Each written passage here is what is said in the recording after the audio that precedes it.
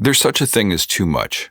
At this point, there's only so much discussing and explaining around agility that I can handle, after which point I'm kind of over it. Now, I feel the need to take the conversation someplace else. But where? That's this week on the Badass Agile podcast.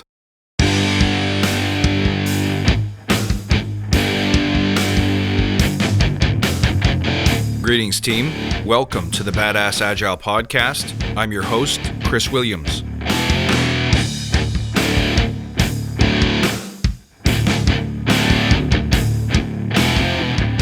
Hey everybody, welcome back. So great to have you here. Thank you for all the ongoing support from each and every one of you. I appreciate it so much. Now, in a previous episode, I suggested that Agile has to evolve. But where could it go? And what could be next? Well, first let's remember why we're here. To create an elite tribe of leaders who truly serve their clients and communities by doing what matters and what works, relentlessly chasing value and excellence like a badass. There's so many resources about what you need to do to be agile, but we focus on who you need to become in order to lead teams. So let's hammer down those fundamentals to create a unique and powerful force in this industry. And if this helps you, tell your friends. Now don't forget to check out my daily Agile inspirations for leaders by subscribing to my email list. You get a preview of next week's pages and a free video to help you align your week with strength and focus delivered straight to your inbox. You can also go there to submit your coaching or leadership questions, all at badassagile.com. So sign up and post your questions today. Now let's talk a little more about the evolution of skill. Think back to when you were first learning to drive a car. There was a time at one point when you couldn't drive at all. You didn't have the requisite skill. So everything you did when you were learning took all of your attention and focus. The way the steering wheel reacted with the rest of the car, how hard to apply the brakes and when. And never mind if you were learning standard, the interaction of the clutch and the shifter and the accelerator as you sped up and slowed down. But at this point, you've been driving for a number of years, you don't have to think about steering and braking or shifting anymore. As those skills were repeated to perfection, those fundamentals have been rehearsed enough times that now you can focus on the higher order stuff, like knowing where the cops hide out so you don't get tagged if you're going a little bit over. Well, see, Agile is very much the same way. After a certain point, more information on how to steer really well is not going to make you better. What you should be doing now is taking advantage of the fact that your rudimentary Agile knowledge and skill is sufficient. So now you grow through practice and intelligent observation and refinement. Now you develop your skills in the surrounding areas so you can become more effective at helping organizations compete better, reduce waste, and strengthen its people. See, I believe we're studying the same old things, or a variant of the same old things, way too much. Because all the study in the world doesn't make us better at the issues that affect organizational agility. We're now in the 13th State of Agile report, and still the number one cause of failure is the same as it's always been. Lack of business support, incorrect mindset. This is kind of like focusing on how to strike a piano key with perfection at any velocity, rather than writing great music that inspires and sets people on fire. Look, there's a guitar player out there that I love named Eric Johnson. Now, he says reportedly that he can tell the difference between the kinds of batteries that he puts in his effect pedals. Now, this guy's written one of the most recognizable guitar riffs in recent history. It's an instrumental song called Cliffs of Dover, and if you ever hear it, you'd be like, I've heard that before. But I don't think that degree of perfection necessarily creates that level of success. For example, Sweet Child of Mine was written at a time where Slash was so drunk and high he probably didn't know where his own face was. So there's such a thing as being too smart and too precise for your own good. What we need are more leaders who focus on the business of running with agility, not the mechanics. We don't need to care about what type of battery. Now that you have this Agile superpower, how will you use it to enable the business? Rather than blame them when it all fails, let's make 2020 the year when this problem doesn't show up on the report anymore. So how do we go from treating Agile like it's an academic science to using it in ways that actually engage and encourage the business to participate full on? Well, one area where Agile has so much potential is in showing the rest of the organization how to flow. Think about it. Agile, Scrum in particular, but also just Agile in general, teaches us how to move from inspiration or idea to backlog to finished product that's in the marketplace. That kind of workflow, when it's lightweight and easy to memorize and repeat, with simple rules for engagement, is ridiculously powerful as a formula for how to work better, and ultimately someday how to increase your speed. So what do you do with that? Well, here's another thing I say all the time, but it's worth remembering and re-mentioning. Business agility should not be limited to its current description of applying Agile to software projects for business. To me, business agility means moving with Agile mindsets and methods in all parts of the organization. Of really great interest right now is where a lot of great thinking and research has already been done. These guys are leading the pack in terms of business agility. Marketing, in many cases, does all of their work with an Agile mindset. But you know who's actually pulling up the rear pretty quickly is human resources. Likewise, general operations and legal are always looking for ways to increase their customer service to the rest of the org. See, these groups now see themselves as a service for which the front-facing and customer-facing parts of the business are customers. And once you have that mindset, those organizations are going to be looking for better ways to serve their internal customers. And that should be a clue to us that there's a huge opportunity to introduce Agile workflows so that we can teach these guys how to flow from idea to delivered, finished product in the marketplace. To be specific, what we need to get good at next is teaching those parts of the organization how to do the following things and work with them to help figure it out, because it's not always a slam dunk. Number one, these groups need to know how to break their work into epics and stories or smaller pieces of any kind. When I think about my business personally, it's got quite a few epics. There's the podcast itself. There's evolving the subject matter or my own personal philosophy, which is the content or the idea. Then there's the public outreach that I do, that's speaking engagements and so on. There's marketing. There's social media. There's SEO. There's the artistic and creative side. Then there's growing the team and nurturing the team, creating assets that are repeatable. And then there's general sales and pipeline for the consulting. And on the consulting side, there's the actual coaching and consulting work itself. So there's a lot of moving parts there. For each and every one of those, I have to make sure I'm consistently moving the dial forward, but in priority sequence. And in some periods, the consulting side will be way more important.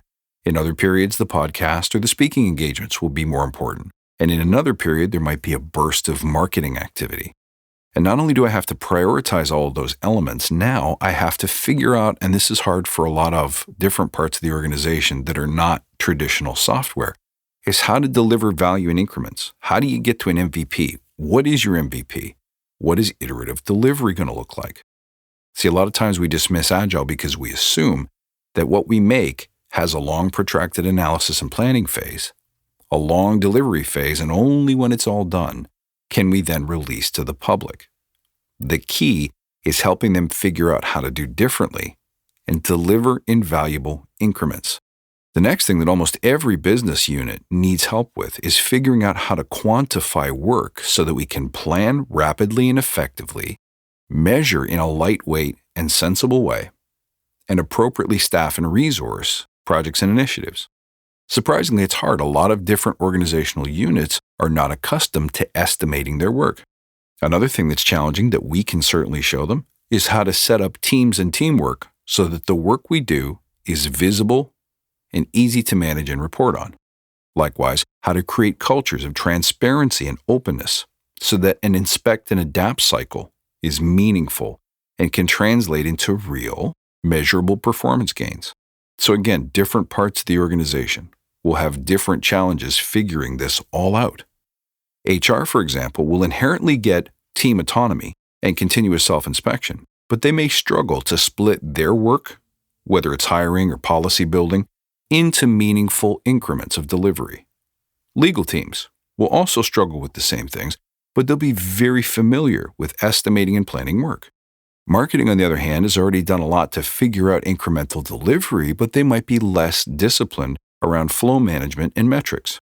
So bringing what we know and learn and practice about agility to these teams so that they can get these elements and assemble it into a smooth operating workflow that's value-driven is a huge area where we can add impact and really evolve the craft. Another area where we should be evolving Agile is bespoke teams and processes. First things first, training and evolution of Agile should be a non-event. Right now we have the certification volcano, and then we have monumental milestones of education progress along the way. And I believe that we need to teach teams to grow their Agile practice incrementally. I'm a huge believer that the way we learn in the current era is with small bite-sized increments of inspiration and education, combined with an active practice in the workplace. Right now, when we think of an Agile cycle, we almost never think about a learn component, right? We talk about inspect and adapt, but we don't necessarily add learning and continuous development of the team and its knowledge as part of the regular process, and we should. But more importantly, I think what bespoke teams and processes means to me is customizing Agile. See, there's too many dogmatic purists around Agile and its methods. And while we should maintain the integrity of the key values, not just the 12 Agile principles, but the Scrum rules, I love the idea of a singular product owner, and I think we should keep that and enforce it. I love definitions of done. I think those are powerful tools. But at the same time, we have to be able to tailor tools and techniques that a team chooses to adopt or not adopt, because that will help aid in the initial uptake of Agile. So here's an example. Some teams will never start with Agile because they suddenly need to learn how to do all these things like estimate, create definitions of done, build a backlog, prioritize a backlog, and so on. So it seems overwhelming, so they never jump in. With some teams, it makes sense to start them with something, maybe a board that makes their work more visible, and some simple ceremonies for moving status daily and reflecting weekly. So that means a Scrum board, a stand-up, and a retro. Start there and don't worry about your fidelity to traditional Agile Scrum technique because you can grow that over time if it fits. Once people start seeing the benefits and get hooked on the simplicity and elegance of the process, from there, we can add more processes as we mature.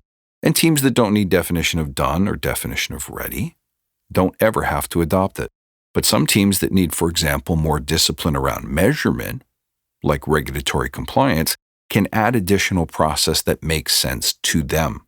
That's what bespoke teams and processes means to me.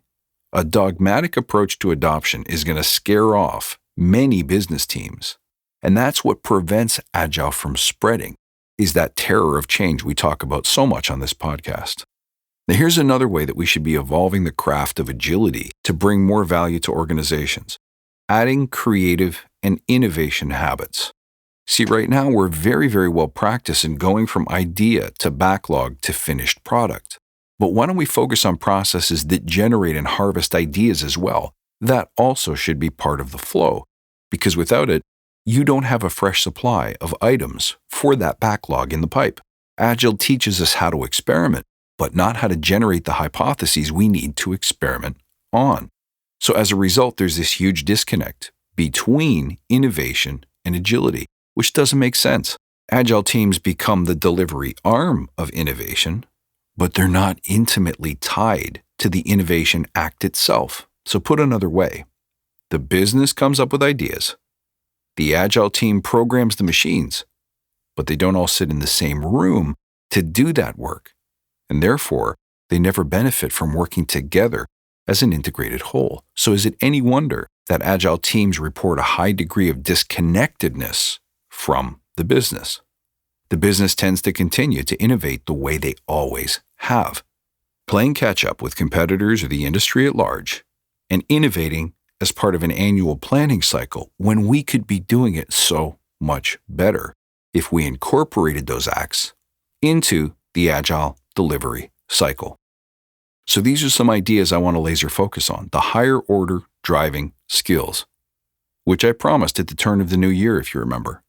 We've done some thinking and talking about fear, and we've brought it to the fore so we can address it and manage it, but now it's time to have some fun and evolve the craft and how we deliver it to our organizations to add massive value to the industry.